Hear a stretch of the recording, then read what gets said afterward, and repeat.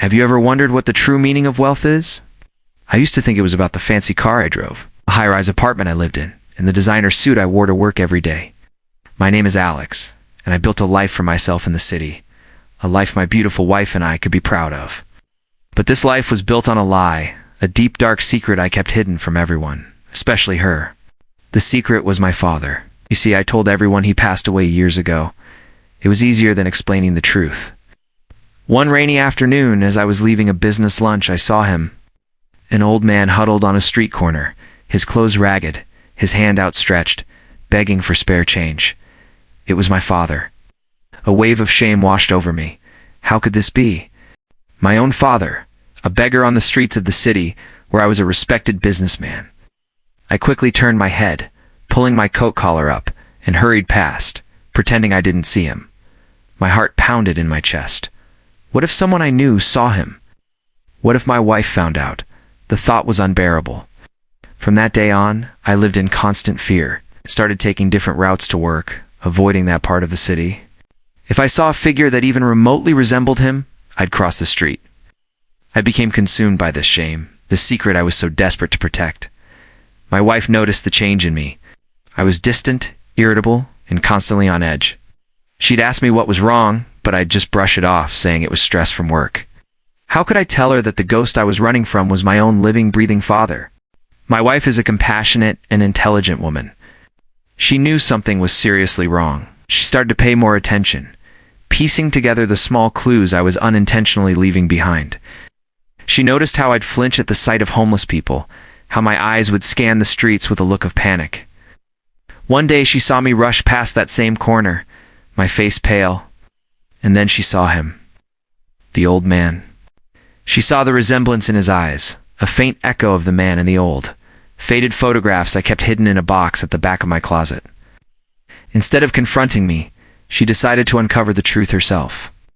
The next day, she went back to that street corner. She watched from a distance as my father sat there, enduring the cold and the indifference of passers-by.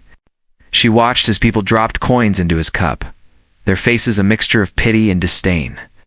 Her heart ached for him, and for the secret that was tearing our lives apart. She decided to follow him.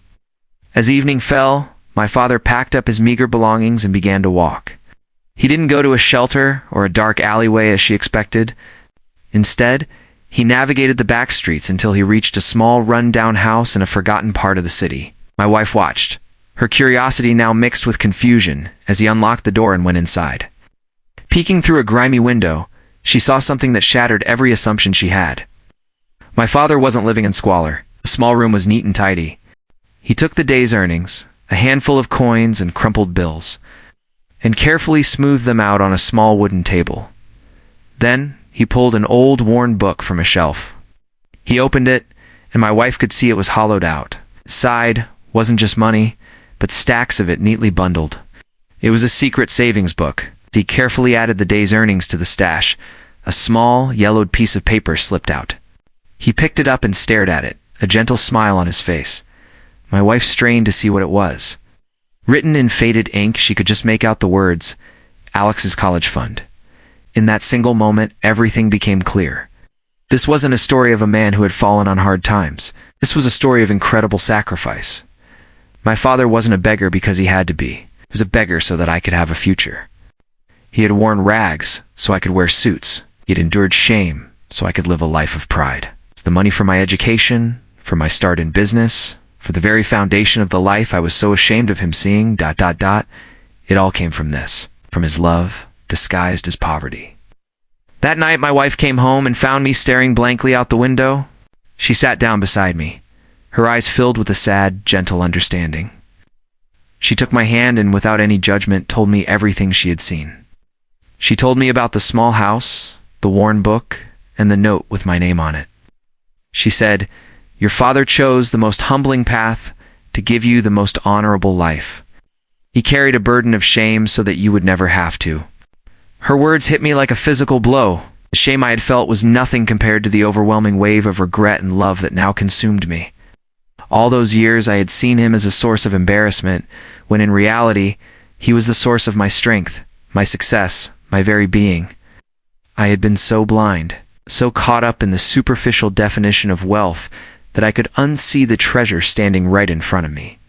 The next morning, I didn't go to my fancy office. I drove to that small, run-down house. I walked up to the door, my hands trembling. When he opened it, he looked startled. Then a flicker of fear crossed his face, probably worried that I was there to yell at him to tell him to leave the city. But I just looked at my father, really looked at him for the first time in years. I saw the lines on his face, each one a story of sacrifice. I saw the love in his weary eyes, a love I had been too arrogant to accept. Tears streamed down my face as I dropped to my knees before him. I grabbed his calloused hands, the hands that had begged for coins to build my dreams.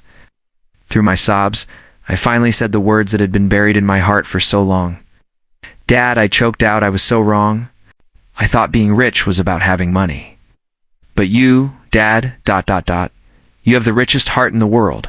You're the richest man I've ever known." He pulled me up, wrapping his arms around me in a hug that felt like coming home after a lifetime of being lost. In that embrace, we weren't a businessman and a beggar. We were just a father and a son, reconciled by a love that was more valuable than all the money in the world. My father was a beggar, but he gave me a fortune. And that day, I finally understood what it meant to be truly wealthy. Thank you for watching. Please consider subscribing for more stories that touch the heart.